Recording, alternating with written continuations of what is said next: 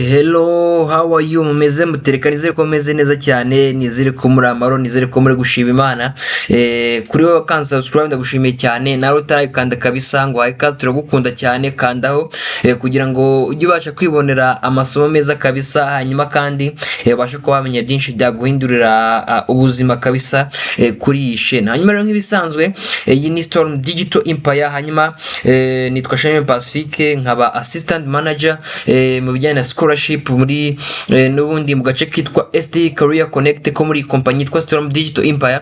Hanyuma kandi ndagira ngo twigane ku rupapuro rw'ingenzi cyangwa se kuri document y'ingenzi uyu munsi abanyeshuri bakenera kabisa, igituma abantu benshi babona scholarship cyangwa se abandi bakayibura kubera urupapuro rumwe gusa. Reka twifashishe wenda urugero mbere ko tunatangira wenda iki kiganiro cyacu.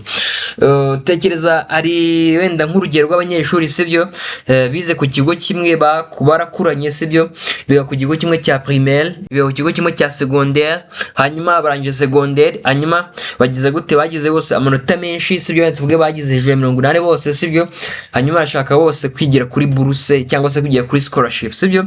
Hanyuma hashize wenda igihe runaka amanota result zirasohotse, bana applyinze kuri kaminuza imwe sibyo, ba applyinga batanga document zinye cyane ko bize hamwe sibyo, hanyuma batanga document, hanyuma hashize igihe gito umwe baramushubiza bati watsindiye scholarship sibyo, twishimiye kumenye ko watsindiye scholarship, ahubwo ati congratulations sibyo. Hanyuma undi bakamubwira ati your application yawe ntabwo yabaye successful sibyo, ntabwo byagenze neza sibyo. Uratekereza uwo munyeshuri wundi byanze kandi afite amanota menshi, yarize neza, ibintu byose bifite bitewe n'igihugu ngo abure scholarship sibyo. Dore impamvu ni sibyo, nuvuga ngo hari urupapuro bita personal statement sibyo, ni document y'ingenzi cyane. Personal statement niyo nyandiko ishobora gutuma uwagombaga kwangwa cyangwa se wagombaga kubura scholarship ayibona, n'uwagombaga kuyibura akayibona, cyangwa se n'uwagombaga kuyibona akayibura kubera personal statement itari nziza sibyo. Personal statement niyo nyandiko ishobora gutuma komite ishinzwe gutanga scholarship sibyo ikubona nk'umuntu udasanzwe sibyo. Niyo nyandiko ishobora gutuma bakubona batakubonamo amanota gusa babonye cyangwa se ibindi batanze ku bandi badokima nka CV sibyo, ahubwo bakubona nk'umuntu ugize gute ushoboye sibyo, cyangwa se ushobotse sibyo.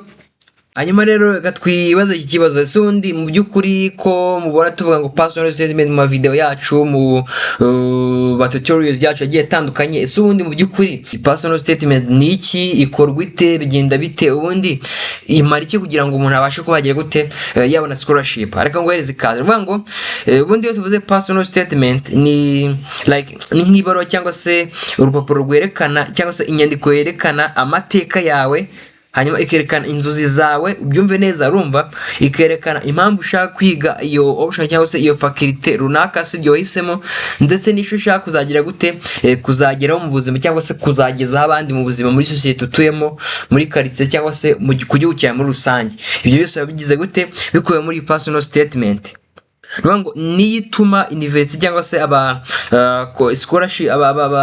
scholarship committee cyangwa se abashinzwe ibya scholarship muri iyo kaminuza runaka bamenye uriwe sibyo, bari nkaho uba nyine wicaye imbere uri kubabwira ibyo twavuze haruguru sibyo. Hanyuma ushobora kubaza ati kuki ubundi mu by'ukuri personal statement ari ingenzi sibyo. Tekereza wenda nk'urugero sibyo, ushaka akazi sibyo, wagiye gushaka akazi, hanyuma ufite impamyabumenyi nziza, ariko ibyo byose muri interview wakoze ntago umukoresha wagize gute abizi sibyo. Ibyo ngibyo bishobora gutuma agira gute utabona akazi kubera ko utigeze wivuga neza sibyo. Ni nako bimeze muri personal statement sibyo, iyo utivuze neza nyine ngo uvuge uriwe sibyo, uvuge nyine the story behind your grade, ubivuge neza nyine bitari amanota gusa, ushobora kubura scholarship sibyo. Niyo mpamvu ugomba kujya gute gutegura iyi document neza. Hanyuma ikagenda twifashishije nk'urugero ruto kugira ngo wumve aho bitandukaniye sibyo, hanyuma umbwire nawe uramutse uri muri komite itanga scholarship sibyo, ninde waha scholarship muri bano banyeshuri babiri sibyo. Uwa mbere aratangiye randitse ngo wenda nk'urugero aranditse ngo nitwa Jean sibyo, wenda ndifuza scholarship kuko mba mu muryango ukennye utishoboye sibyo.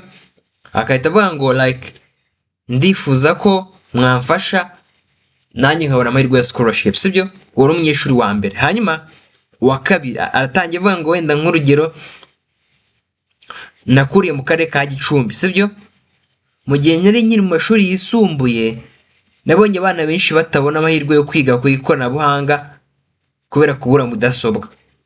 Ibyo byanteye gutangira kwigisha bagenzi banjye gukoresha mudasobwa buri wa gatandatu ku kigo cy'amashuri twari duturanye. Uyu munsi ndifuza kwiga ishami rya software engineering kugira ngo nzubake porogaramu zifasha abanyeshuri bo mu Rwanda kubona uburezi bwiza hifashishijwe ikoranabuhanga. Ngaho tuganire, ari wowe wahitamo uyu munyeshuri muri bano banyeshuri babiri? Exactly, wahitamo uyu munyeshuri wa kabiri kubera ko yavuze amateka ye, yerekanye ikibazo like nyine ikibazo yigize kuba yahura nacyo cyangwa se yigize kuba yabona muri societe, yerekana icyo yakoze cyangwa se uburyo yagikemuye, hanyuma yerekana icyo ashaka kuzagira gute kuzageraho. Muri mu by'ukuri personal statement yagombye kuba ivuga kuri ibi bintu kabisa, sibyo? Hanyuma nuvuga ngo n'ubundi mu by'ukuri ibi ikwiye kuba byagiye gute bya muri personal statement. Nuvuga ngo ngomba kuba wakibaza ibibazo bitanu bikurikira kugira ngo personal statement yawe ibe yuzuye. Icya mbere ni iki cyatumye uhitamo iyo option cyangwa se iyo faculty ugiye kwiga, sibyo? Kavuga impamvu wayihisemo, sibyo? Icyo wari ugamije ndetse n'icyo wifuza kuzagezaho societe muri rusange, sibyo? Hanyuma ikindi kibazo ukibaza uti ni izihe mbogamizi cyangwa se ubuzima bwaguhinduye, sibyo? Like nyine nk'ubuzima wakuriyemo, sibyo? Ndetse n'icyo wifuza kuzagira gute kuzagezaho abandi muri societe, sibyo? Hanyuma ikindi kuki like nyine kuki ushaka kwiga muri iyo kaminuza runaka wahisemo kuri scholarship, sibyo? Ukabivuga neza ukabisobanura, sibyo? Hanyuma tuzajya tubibona muri mu video ndi kubereka kabisa uburyo ushobora kuba wayandika from scratch ndetse n'uburyo ushobora kuba wagira gute why proofreading, byose bibereke ku buryo muzagiye kuri rwo kugira gute kwandikira personal statement yuzuye kandi mukabona na scholarship. Hanyuma nyuma yo kurangiza ukibaza uti nanone nyuma yo kurangiza amasomo, sibyo? Like ugatekereza uti nzafasha iki gihugu cyanjye cyangwa se umuryango wanjye mvukamo, sibyo? Niba usubije neza ibibazo ukora bitanu nta kabuza scholarship urayihabwa, sibyo? Yuje ibindi bisabwa byose, sibyo? Hanyuma hari amakosa abanyeshuri bakunze gukora, sibyo? Abari nk'ama website kuri social media, kuri internet abafite ama template y'ama personal statement, umunyeshuri akagenda akayifata akayizana and then akayicustomize cyangwa se like akaediting, sibyo? Agashyiramo amakuru ye wenda makeya, sibyo?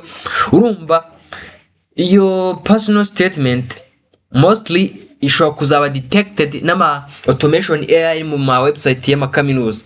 Nitaba na automated detected, abareba scholarship ya komite n'ubundi bari kugenzura ibingi amadokima bazabibona ko atari wowe, sibyo?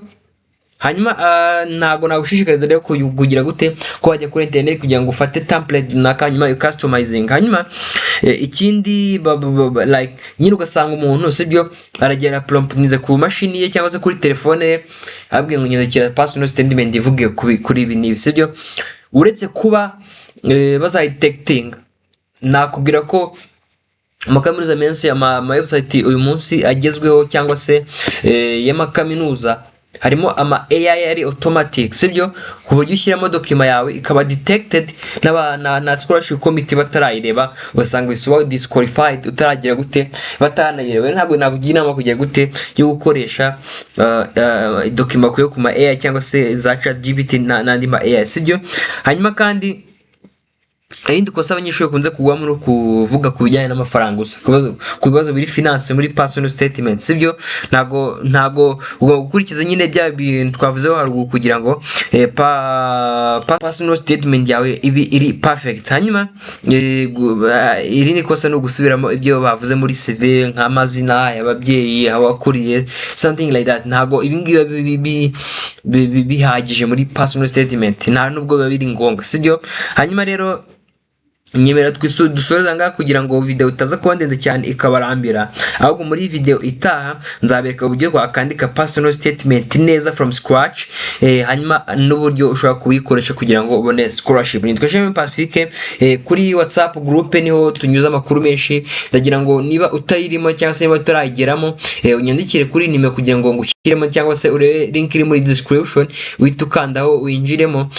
Nyandikiye kuri 07 9 637 148 07 9 637 148 hanyuma ngushyire muri groupe nawe ugiye wibonera amakuru. Ndakunda cyane, bye.